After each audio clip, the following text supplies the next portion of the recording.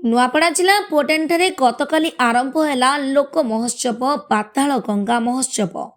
ऐतिहासिक पीठस्थली पाताल गंगार संस्कृति परंपरा तथा ए अंचल ऐतिह्य को बंचाई रखा यह महोत्सव आरंभ करा जायछि। गतकाली महोत्सवर उद्घाटनी उत्सव प्रथमे माँ द्वारसणी पीठरू मसाल पोटेन उच्च विद्यालय खेल पड़िया पर्यंत अणाजिबा परे सभा कार्य आरंभ होइथिला। प्रथम दिवस सभा कार्य लंबोदर नियाल सभापतित्व करथिबा बेले मुख्य अतिथि भाव में नुआपड़ा विधायक जय ढोलकिया, मुख्य वक्ता भाव में डीएवी कॉलेज पूर्वतन अध्यक्ष छायाकांत षडंगी, सम्मानित अतिथि भाव में खरियार पूर्वतन विधायक हितेश बगर्ती, बोडेन झाकर मोहन सिंह माझी, जिला परिषद अध्यक्षा डॉली माझी, श्रुति सिंह माझी, पोटेन ब्लॉक अध्यक्षा प्रेमशिला नाग प्रमुख योगदान करथिले। प्रथमे पूजा अर्चना कलापरे सभा कार्य आरंभ होइथिला।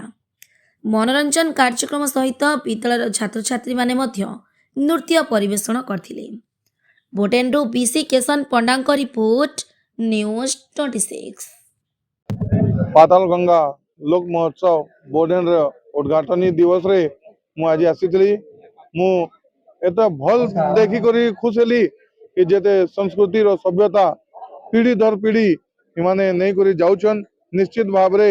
एवं मु विश्वास रखी छी जेन प्रकार संस्कृति एवं सभ्यता रो उदाहरण पाताल गंगा लोक महोत्सव के देखबा को पाइल मिलला।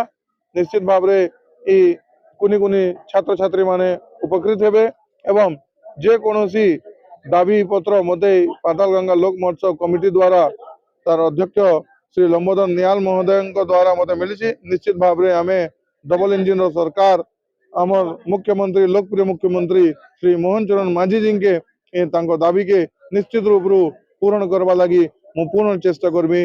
मु समस्त को नूतन वर्ष 2026 रो शुभेच्छा शुभकामना अभिनंदन जनाऊँ।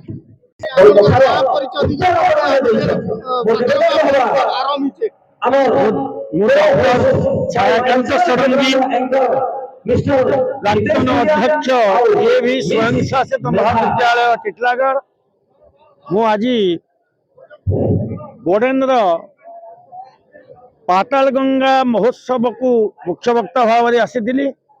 मु आश्चर्य हेली जे पाताल गंगा महोत्सव को उपभोग करने हजार हजार लोक एकत्रित होइछन्ति एवं एई अंचलर साहित्य संस्कृति कला नाटक जहाँ किछि अछि तार केमिति प्रचार हेबो प्रसार हेबो एवं ए अंचल रे थिबा कलाकार माने किभली चिन्हित हेबे एवं स्वीकृति पाइबे ताकू लक्ष्य करी एई पाताल गंगा महोत्सव आयोजित होइछि।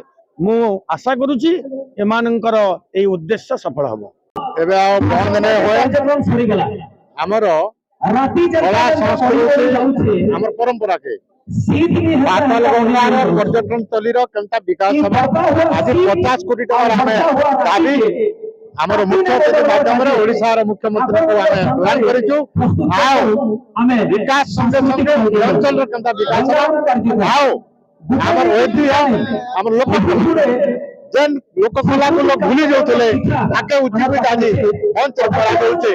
कलाकार धन्यवाद दूचे। आज जिते भी लोग एक कार्यक्रम शामिल थे समस्त को धन्यवाद दे समस्त हित कामना करी ई महोत्सव बची रहा।